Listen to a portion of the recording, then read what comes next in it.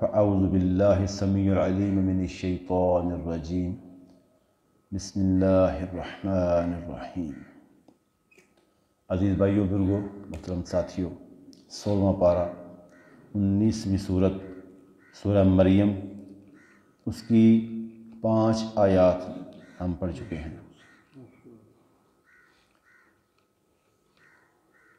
اس 5ویں آیت میں اللہ رب العزت نے جناب زکریا علیہ السلام کے بارے میں فرمایا کہ جب انہوں نے رب سے دعا کی کہ اللہ مجھے اپنے پاس سے بیٹا عطا فرما، اور اس میں آپ نے اندر کیا کیا کمزوریاں تھیں، کیا کیا علات تھیں، وہ بھی ساتھ بیان فرمائی۔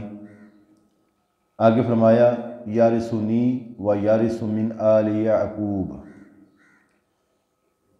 یعنی کہ جہاں پچھلی آیت میں یہ بیان کیا، یہ دعا مانگی کہ اللہ مجھے ایسا بیٹا عطا فرما جو میرے اس نبوت والے منصب کو آگے چلا سکے۔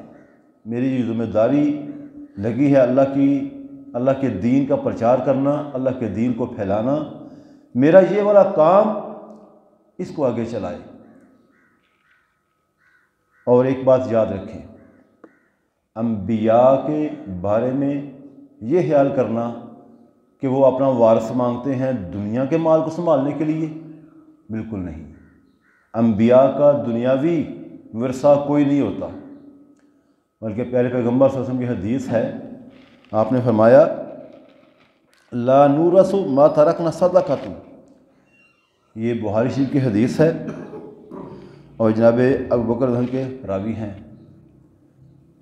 لا نورث ما ترکنا صدقۃ، کہ ہماری کوئی وراثت نہیں ہوتی، انبیاء کے بارے میں کہ ہماری کوئی وراثت نہیں ہوتی، اور جو ہو وہ صدقہ ہوتی ہے، صدقہ کر دیا جاتا ہے۔ وہ انبیاء کی میراث دین ہوتا ہے، علم ہوتا ہے، جو آگے امت میں چلتا ہے۔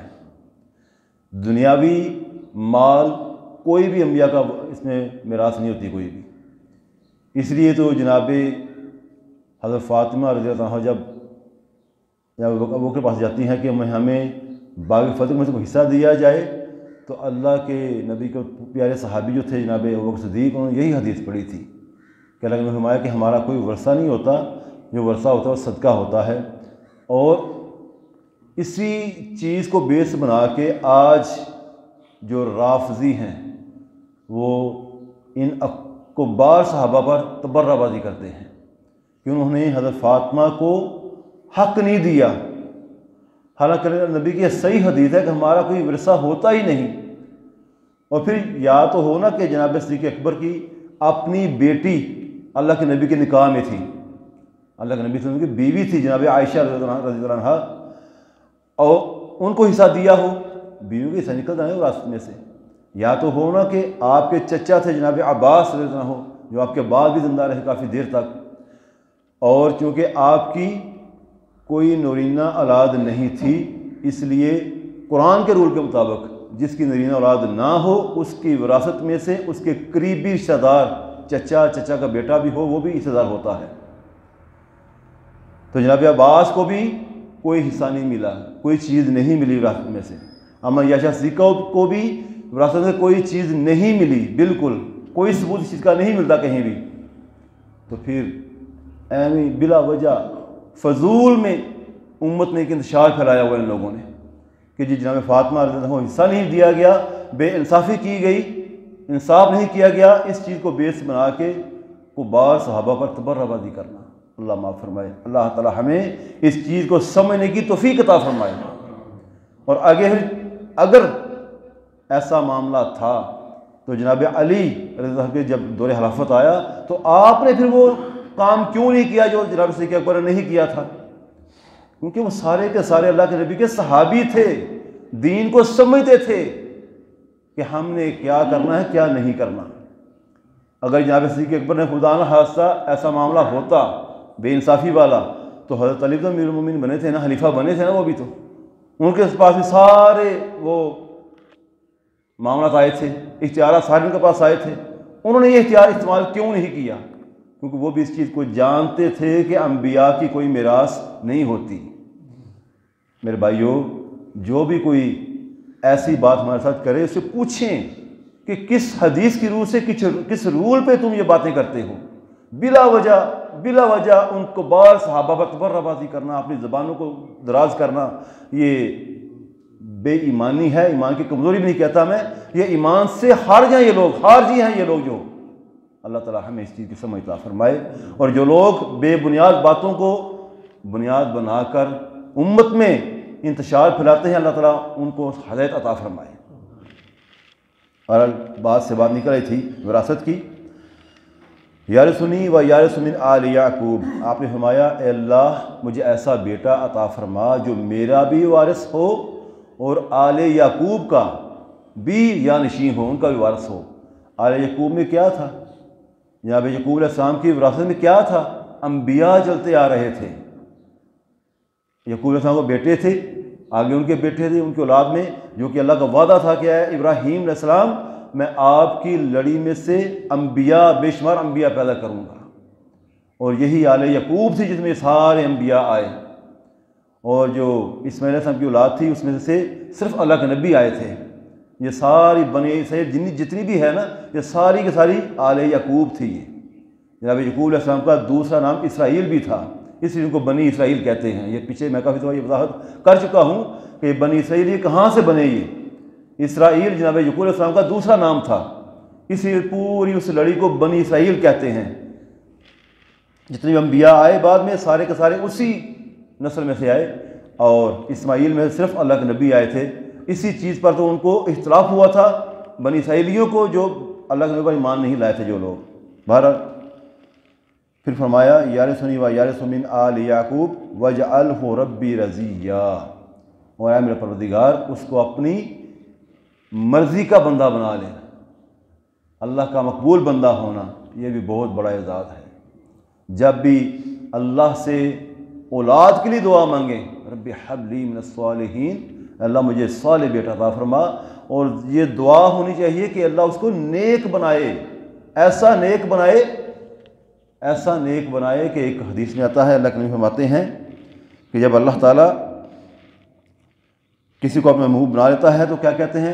اذا احب اللہ اعلان فرماتے ہیں اذا احب اللہ العبد نادى جبریل، جب اللہ کسی بندے سے محبت کرتا ہے تو جبریل کو آواز دیتے ہیں۔ اللہ تعالیٰ جبریل کو بلاتے ہیں، یا جبریل ان اللہ یحب فلانا، بے شک اللہ تعالیٰ فلاں بندے سے محبت کرتا ہے، فاحببہ، بس تو بھی اس سے محبت کر۔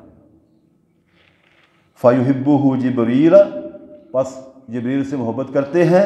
فینادی جبریل، پھر جبریل آواز لگاتے ہیں، فی اہل السماء، آسمانوں پر، اہل آسمان کو آواز دیتے ہیں، اے آسمان والو، ان اللہ یحب فلانا، بے شک اللہ تعالیٰ فلاں بندے سے محبت کرتا ہے، فاحبوہ، میں بھی اسے محبت کرتا ہوں، فیحبہ اہل السماء، پس آسمان والے بھی اس سے محبت کرنا شروع کر دیتے ہیں۔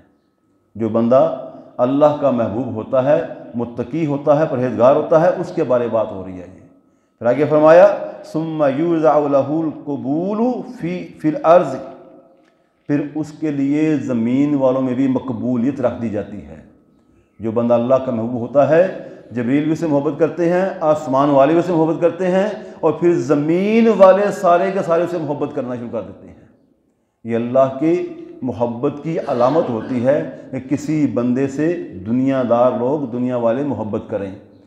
لوگوں کے دلوں میں کسی بندے کی عزت و اکرام ہو، محبت ہو، وہ اس کے اللہ کے ساتھ محبت ہونے کا ثبوت ہوتا ہے۔ ہاں، اس کے شر سے ڈر کے محبت نہ کریں کہ ہم اگر اس سے پیار نہیں کریں گے، اس سے تعلق نہ رکھیں گے تو ہمیں اس سے نقصان پہنچ جائے گا، ایسا نہیں ہے۔ آپ نے فرمایا جس بندے کے شر کے ڈر سے لوگ اس سے محبت کریں وہ بندہ جہنمی ہے۔ اس سے کسی کو خطرہ نہ ہو کہ اگر ہم نے اس سے بگاڑ لی تو ہمیں کوئی نقصان پہنچا دے گا، یہ ایسا معاملہ نہ ہو، بس اللہ کے لیے محبت ہو، اللہ کے لیے۔ اللہ تعالی ہمیں ان باتوں کو سمجھنے کی توفیق عطا فرمائے۔ جو بھائی بہنیں بچے بے اولاد ہیں، اللہ سب کو نیک صالح اولادیں عطا فرمائے، اور جن کو اولادیں عطا کی ہیں اللہ تعالیٰ ان کو والدین کی آنکھوں کی ٹھنڈک بنائے، اور اللہ تعالیٰ ہمیں اپنی اولادوں کے لیے अच्छी उनकी तरबियत करने की, अच्छा उनको माहौल देने की अल्लाह हमें तौफीक अता फरमाए। हम अपने घरों में, अपने मसाजिद में, अपने महल्लों में ऐसा माहौल कायम करें कि हमारे बच्चे इस कुरान के करीब आ जाएं। अल्लाह ताला हमें इस बात की तौफीक अता फरमा दे कि आज जो हर बंदा परेशान है कि मेरे बच्चे मेरा कहना नहीं मानते, बच्चे बिगड़ गए हैं, कोई नशे की लत में है, कोई वैसे बुरी आदतों में है, ये सारा का सारा मामला क्यों है? क्योंकि हम कुरान से दूर हैं। ना हमने खुद कभी कुरान पढ़ा, कभी नमाज नहीं पढ़ी और शिकायतें करते हैं जी हमारे बच्चे हमारी बात नहीं मानते। जब हम खुद बिस्तर छोड़ के नमाज के लिए आएंगे, कुरान को पढ़ेंगे, अपने घरों में कुरान का माहौल बनाएंगे, हमारे बच्चे हमें देख के हमें कॉपी करने की कोशिश करेंगे। मेरे भाइयों, बच्चों को संवारना है तो पहले अपने आप को संवारें, पहले खुद उनके सामने नमूना बने। खुद बंदा सोया हो और बच्चों को वाजे दे, उठ के नमाज पढ़ लो, बच्चे उठेंगे? कभी भी नहीं उठेंगे, बल्कि बदतमीजी भी करेंगे। वो खुद तो सोया हुआ है बाप और हमें वादे दे रहा है, जाओ बच्चे में जाकर पारा पढ़ के आओ, जाओ नमाज पढ़ के आओ। वो जब छोटे होंगे तब तो डर से उठ जाएंगे, जब बड़े हो जाएंगे फिर नहीं उठेंगे वो, फिर वो आगे से बदतमीजी भी करेंगे वो। अल्लाह ताला हमें इन बातों को समझने की और इसके मुताबिक हमें अपने हिकमत इस्तेमाल करने की तौफीक अता फरमाए। वक़ूलु क़ौली हाज़ा अस्तग़फ़िरुल्लाह ली सुब्हानकल्लाहुम्मा व बिहम्दिका नशहदु अन ला इलाहा इल्ला अंता नस्तग़फिरुका व नतूबु इलैक।